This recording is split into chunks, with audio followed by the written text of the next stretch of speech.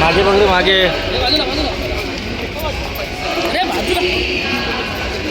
बसायला सुरुवात केली का? फर्निचर वगैरे करून घ्या जरा चांगलं.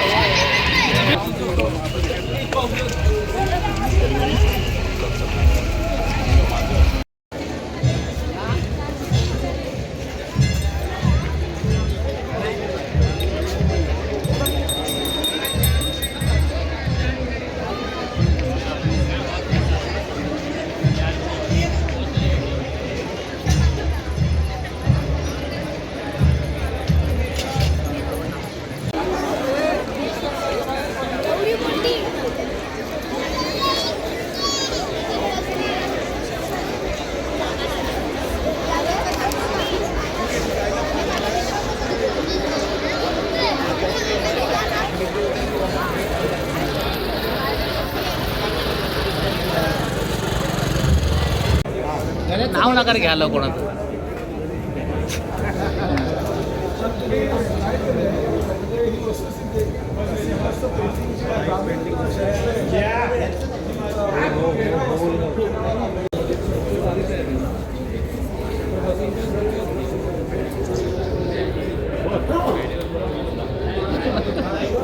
माझा करू दे मला, मी आपलं वेगळं करतो. मगच मारी नको तुमची. अब का नाही जो काम का नहीं वो काम का नहीं.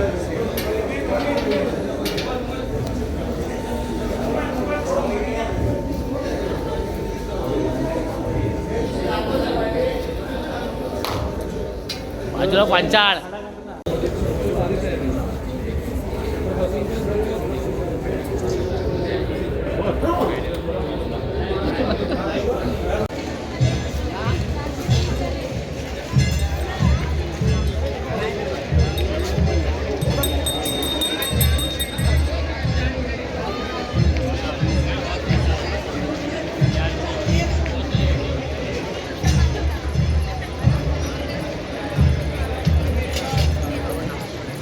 दिवंगत नेते उपमुख्यमंत्री अजितदादा पवार यांचं नाव देण्यात आलेलं आहे. कशा प्रकारे हे संस्कृती आर्ट फेस्टिवल पुढील 4 दिवस या ठिकाणी आपल्याला ठाणेकरांना आनंद मिळणार आहे. शिवसेना पक्षाचे मुख्य नेते आणि उपमुख्यमंत्री आदरणीय एकनाथ शिंदे साहेबांच्या माध्यमातून गेल्या 14 वर्षापासून हा आर्ट फेस्टिवल आपण चालू केलेला आहे. ठाणे महानगरपालिका आणि संस्कृती आर्ट फेस्टिवल ही एकत्रितपणे संस्था आलेली आहे आणि त्या माध्यमातून देशभरातील विविध कलाकारांना वाव देण्यासाठी आणि त्यांच्या कलांचे एक व्यासपीठ निर्माण आम्ही या ठिकाणी केलेलं आहे. आणि अनेक दिग्गज कलाकार पद्मश्री पद्मविभूषण हे अशा प्रकारचे कलावंत येऊन आपली कला सादर करतात. सकाळी 6 वाजता सुद्धा कार्यक्रम असतो आणि संध्याकाळी 7 नंतर सुद्धा कार्यक्रम, म्हणजे दिवसभराची ही रेलचेल असते. आणि गेल्या अनेक वर्षापासून संस्कृती ओपनच्या ह्या महोत्सवा कधी येतोय याची वाट सर्वसामान्य ठाणेकर बघत असतात.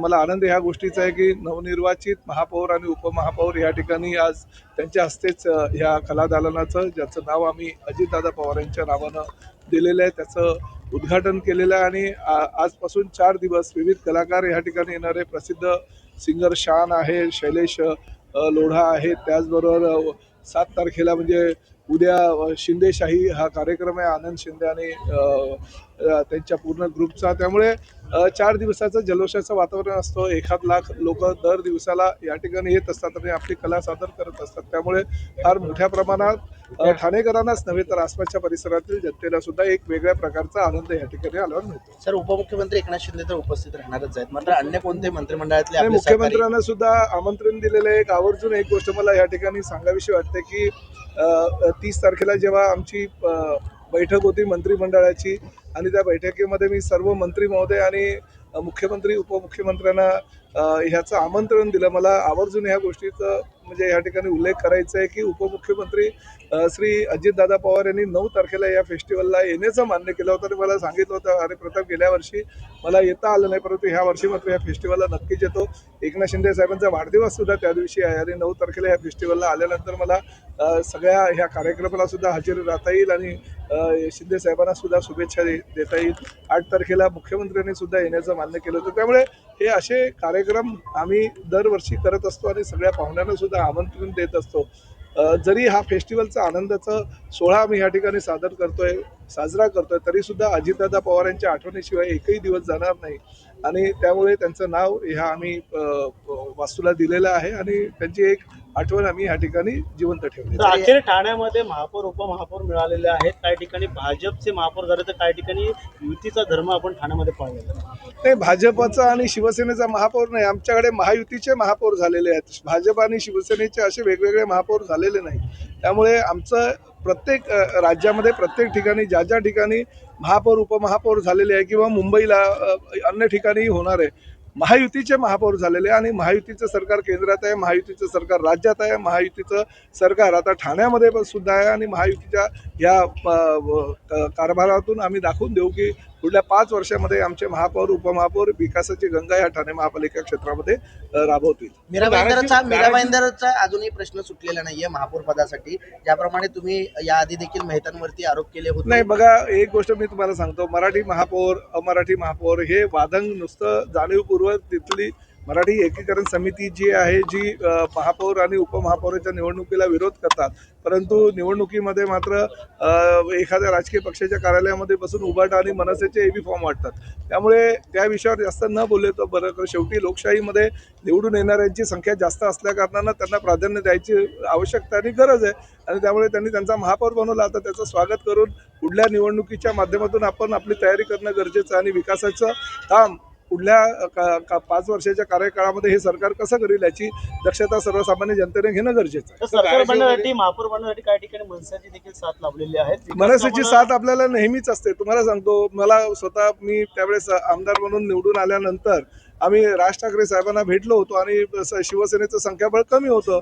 शिवसेनेचं संख्याबळ भारतीय जनता पक्ष युती करून सुद्धा आमचं बहुमत होत नव्हतं आणि त्यावेळेस मात्र मनसे अध्यक्ष राज ठाकरे यांचे 8 नगरसेवक ठाणे महापालिकेमध्ये होते. त्यांनी स्वतः ठाण्यामध्ये ते आले आणि शिंदे साहेबांच्या माझ्या विनंतीवरनं त्यांनी महापौर पदासाठी आम्हाला त्यावेळेस सहकार्य केलं होतं. हरिश्चंद्र पाटील आमचे महापौर त्यावेळेस झाले होते.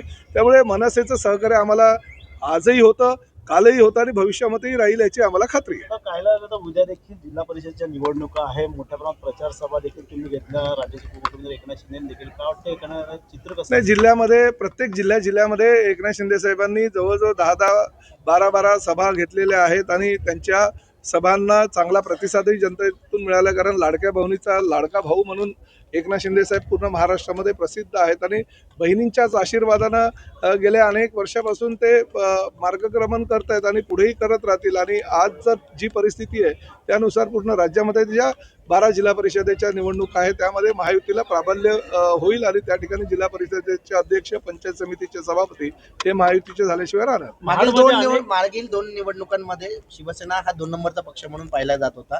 जिल्हा परिषद आणि पंचायत समितीमध्ये काही बघा, 2 नंबरचा पक्ष, 1 नंबरचा पक्ष आणि 3 नंबरचा पक्ष नाही. आम्ही महायुतीमधून राज्यामध्ये लढतोय आणि 100% महायुतीचं सरकार जसं केंद्रामध्ये आहे, राज्यामध्ये आहे, तसं जिल्हा परिषदेमध्ये सुद्धा आमचं येईल. महायुतीमध्ये तिढा सुटलेला नाही, महाडचा प्रश्न अजून असं काय नाही. तिढा असं काय